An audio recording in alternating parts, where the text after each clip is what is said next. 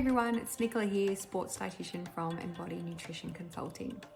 Today I want to talk to you about the differences between teen nutrition and adult nutrition, and if there is a difference at all. The short answer, yes, there is. If you're a teenager, you do need to eat a little differently to adults, but not a huge amount. So, the variety of foods that are required by both groups are very, very similar. So we still require foods from the 5 food groups, being meat and alternatives, dairy and dairy alternatives, grains and cereals, fruit, and of course vegetables. But as a teen, you might require more of these foods and more from each of the food groups. There are a couple of reasons for this. Food and nutrition is critical for growth and development, and growth is so rapid during the teenage years, so we need to support that with food.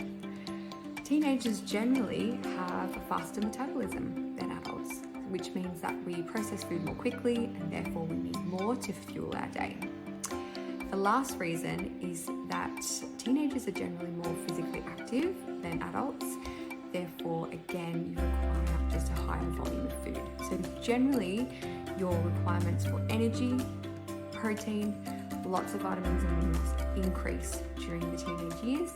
Therefore, you need to eat a little more, still eating a good range of foods, high quality foods, but just a little more.